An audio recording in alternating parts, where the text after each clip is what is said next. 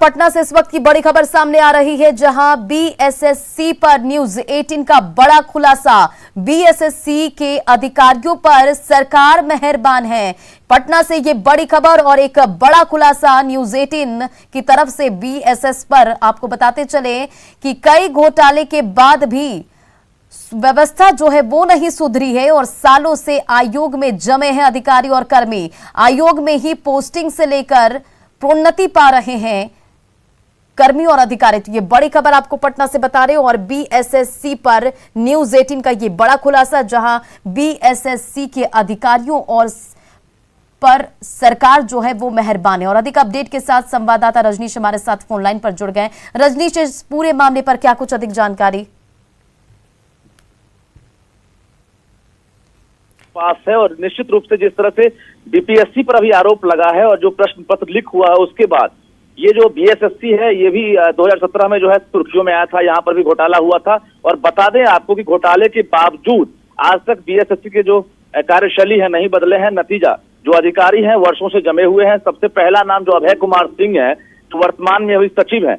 बता दें आपको कि 7 अक्टूबर 2016 में इनकी पोस्टिंग हुई और प्रमोशन होने के बाद इन्हें यहाँ पर वर्तमान में सचिव बना दिया गया। यानी बिहार सरकार की जो तबादले की जो नीति है, ट्रांसफर पॉलिसी, हर हाल में अधिकारियों को 3 साल में ट्रांसफर होना है। लेकिन बीपीएससी हो या फिर बीएसएससी, यहाँ पर जो डिप्टी कलेक्टर रैंक के जो अधिकारी हैं उनका तबादला यहाँ पर 5 साल से लेकर 8 साल तक नहीं हुआ है।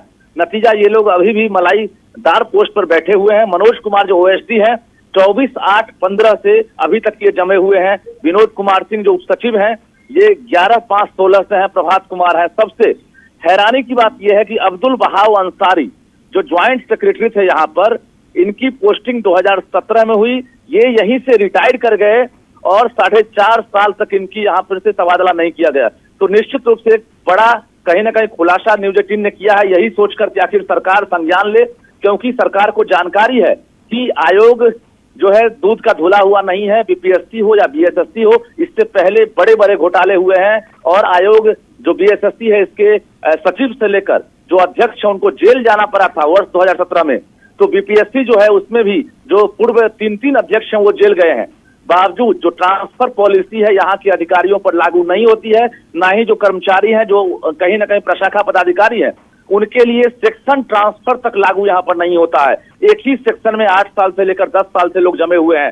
तो ये सवाल न्यूज 18 उठा रहा है कि आखिर इतने बड़े बड़े इल्जाम लगे हैं उसके बावजूद सरकार क्यों संज्ञान नहीं लेती है? आखिर सरकार को किसी और घोटाले का इंतजार है जो ये अधिकारी वर्षों से यहाँ जमे हैं। रंजना, वाकई रजनीश, देखिए सवाल तो काफी अहम है, लेकिन ये अब क्या बीएसएससी जागेगा? क्योंकि अब इस चीज का खुलासा हो रहा है, ये खबर सामने आ रही निकल कर घोटाले के समय से अब भी आधे दर्जन अधिकारी जमे हुए हैं और सरकार की स्थानांतरण नीति इन पर क्यों नहीं लागू होती है? बिल्कुल, देखिए 3 साल में हर हाल में किसी भी जिले में किसी भी कार्यालय में सरकारी अधिकारी अगर पदस्थापित है वो पुलिस से लेकर सिविल में तमाम जगहों पर ये लागू होता है जो ट्रांसफर पॉलिसी है 3 साल पर। लेकिन यहाँ पर किस हाल में 5 साल से लेकर 7 साल से अधिकारी जमे हुए हैं? आखिर किसके आदेश पर, किसकी मेहरबानी पर? ये सवाल न्यूज 18 उठा रहा है। क्योंकि जिन नामों की फेहरिस्त कल हमने बीपीएससी में बताई, उसी तरह से बीएसएससी में भी, बिहार कर्मचारी चयन आयोग में भी जो नाम है ये अपने आप में बता रहा है कहीं ना कहीं उनकी ऊंची पहुंच है, रसूख है। यही वजह है कि ये लोग वर्षों से यहाँ जमे हुए हैं, जाना नहीं चाहते हैं और यहीं पर पोस्टिंग के बाद प्रमोशन भी पा रहे हैं। तो निश्चित रूप से इंतजार करना जरूरी होगा कि आखिर सरकार क्या संज्ञान लेती है और क्या तबादला इनका हो पाता है कि नहीं। जी, चलिए, इन तमाम जानकारियों के लिए बहुत बहुत शुक्रिया रजनीश।